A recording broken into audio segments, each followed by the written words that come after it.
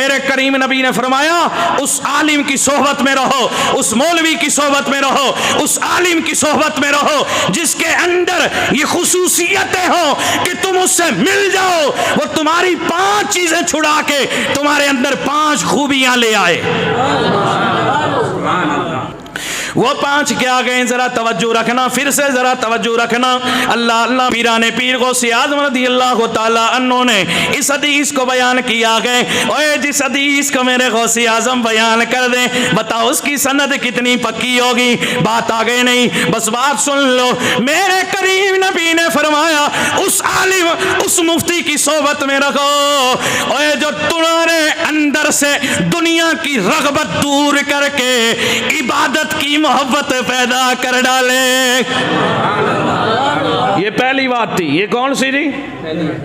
اور مولوی خود بیچارہ دنیا کی لالچ میں، دنیا کے مال میں لگا ہوا ہے، اس کے دل اندر اپنے خواب چل رہے ہیں دنیا کے، تو دوسروں کو کیا بچائے گا؟ میرے کریم نبی نے فرمایا اس عالم کی جو تمہارے اندر سے دنیا کی غفلت نکال دے اور تمہارے دل کے اندر عبادت کی ترغیب ڈال دے۔ دوسری بات کیا؟ میرے کریم نبی نے فرمایا جس کے اندر 5 کوالٹیاں ہوں، ایک نہیں 5 کوالٹیاں ہوں۔ دوسری کوالٹی یہ ہے کہ وہ تمہارے اندر سے ریا دکھاوا نکال کے اخلاص پیدا کر دیتا ہو، یعنی تمہارا جو دکھاوا ہے کہ کوئی مجھے نمازی کہے میں یہ عمل کروں، کوئی میری تعریف کرے، کوئی مجھے نماز پڑھتے دیکھے تو نمازی کہے، کوئی مجھے نیک تصور کرے میرے نیک اعمال سے وہ مطمئن ہو جائے۔ میرے کریم نبی کا ارشاد ہے اوے وہ عالم اس کی صحبت، اس کا دامن جو ریا دکھاوا نکال کے تمہارے اندر اخلاص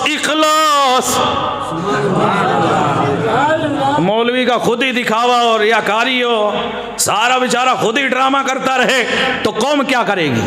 قوم ڈوبے گی تو کیا کرے گی؟ بات صحیح ہے، بہت سارے مولویوں کی بات چبھے گی بھی میری، لیکن بات صحیح ہے چونکہ میں اپنے نبی کا فرمان بیان کر رہا ہوں نا۔ میں نہیں کہتا میں پاک و صاف اور دھلا ہوں دودھ کا، نہیں، میں تو یہ اللہ کی قسم منبر رسول پہ کہہ رہا ہوں میں تم سب سے بڑا گناہگار ہوں، میں تم سب سے بڑا خطا کار ہوں۔ اللہ تمہاری بھی بخشش کرے، میری بھی مغفرت کرے، اللہ مجھے بھی ان باتوں پر عمل کی توفیق عطا فرمائے تاکہ آپ کو پتہ چلے ہمیں دنیا میں رہ کے کامیاب زندگی بنانی ہے تو کس سے وابستہ رہنا ہے۔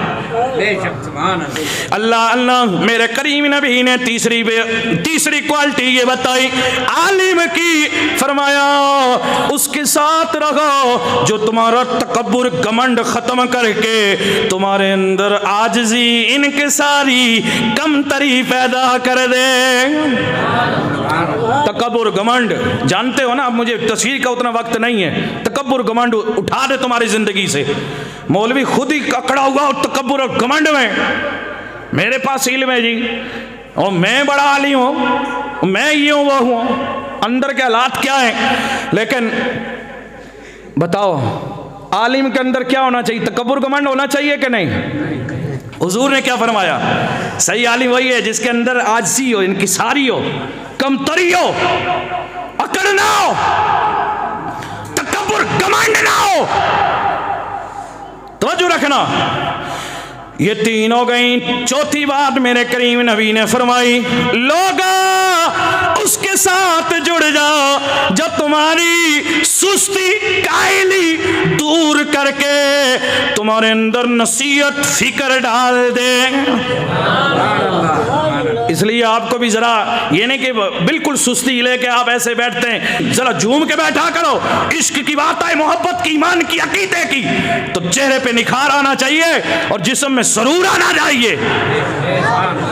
بات سمجھ میں آئی نا؟ سستیاں دور کر دے، کائلیاں دور کر دے اور تمہارے اندر پند و نصیحت فکر ڈال دے۔ 5ویں بات میرے کریم نبی نے یہ فرمائی لوگا وہ عالم جس میں یہ 5 کوالٹیاں 4 سن لی ہیں، 5ویں میرے کریم نے فرمائی، میرے آقا نے فرمائی جو تمہیں جہالت کے اندھیرے سے نکال کے علم کے نور سے روشن کر ڈالے۔